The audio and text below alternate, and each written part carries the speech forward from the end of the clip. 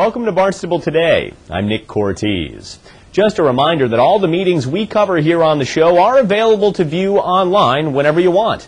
Just log on to town.barnstable.ma.us.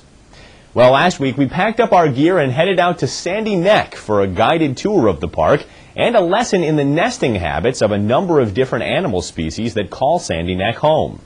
In part one of our Sandy Neck adventure, we showed you some of the characteristics of the beach side of the park, prime breeding grounds for endangered piping plovers.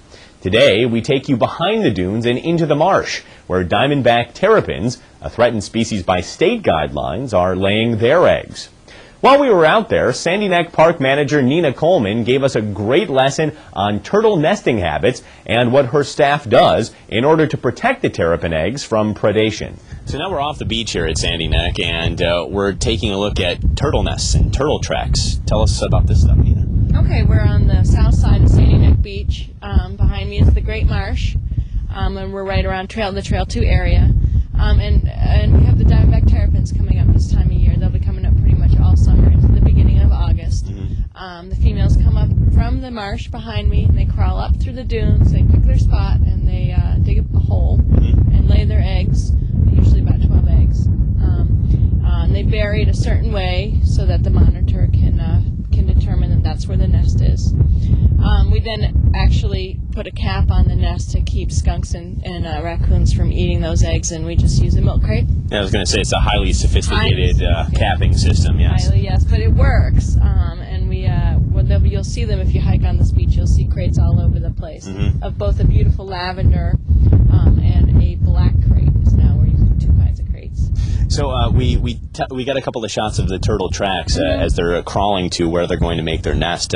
Tell us a little bit about if folks are looking at this or they're out here hiking, how they can spot turtle tracks. It has a distinctive shape. Yeah, so you got to kind of be a turtle and think about what it'd be like to move. Not so easy on land. They're going to be dragging their carapace, their shell, and then working with their feet to walk. But their feet are mostly for swimming, so it's going to almost be a paddle motion, and so it looks like a big Tonka truck is what I usually say, but it looks like these little curlicue marks with a drag in the middle. Why do you find the turtles out here in the marsh area as opposed to on the beach? Well, the terrapin's habitat is the marsh. It's the protected area, and that's obviously where they're going to find their place where they feed. Okay. And so you have turtles in the open water, and those are going to be your green turtles, your Ridleys, and your leatherbacks. Those are the big sea turtles that have adapted to that type of habitat. Okay. But these guys are smaller, like the size of a big frying pan.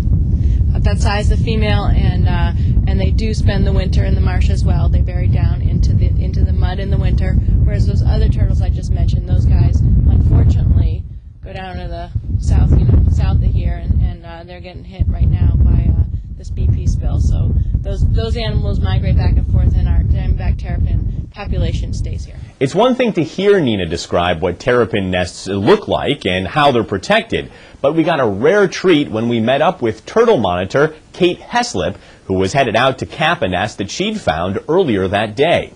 She took us through the entire process, beginning with what she looks for when she comes across a nest. What happens is when the turtle goes to dig a nest, is she'll dig like a gourd type structure. So she'll go straight down about 6 inches, and then about 6 inches she'll balloon out like a curve and make a kind of a bubble. Usually goes down to 9 inches, and then she'll fill that up with eggs. So when I go to cap a nest, I really need to find that gourd structure so that I don't disrupt the eggs when I'm digging for the hole for the cap. So what I do is I kind of feel around and look for that structure, gourd structure. Sometimes it takes a while, especially with the erosion.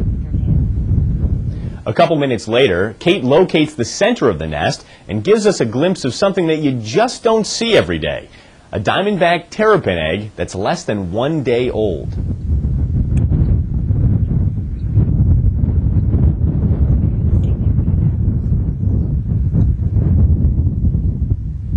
Here we are. Now this nest was laid yesterday, so as the eggs, once they're in the ground,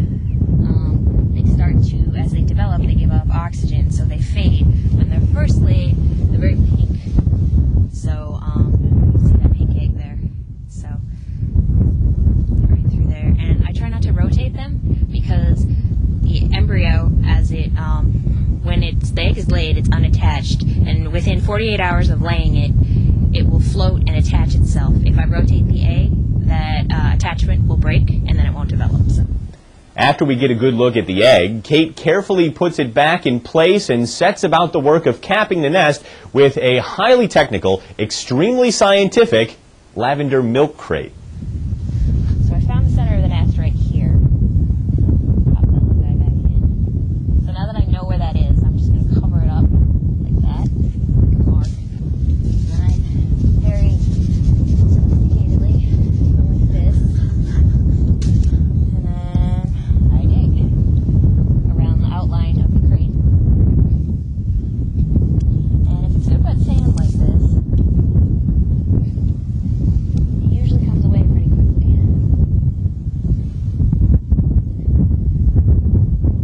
And the good thing about these lavender crates is the openings are large enough that if I don't get to pull them off right away, the babies can actually walk right through the openings because they're about the size of a quarter when they're born.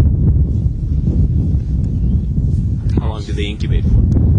Anywhere from 90 to 120 days. The thing about Sandy Neck is it's, along with Wellfleet, is as far north as turtles go, as the terrapins go.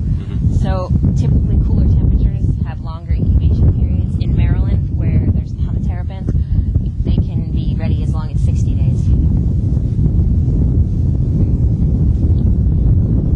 Okay.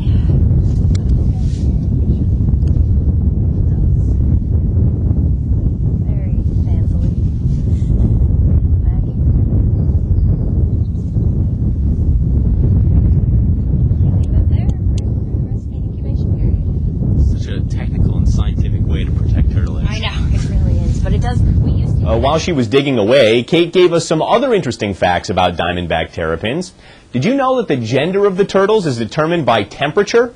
Lower temperatures produce more male terrapins, and higher temperatures produce more females.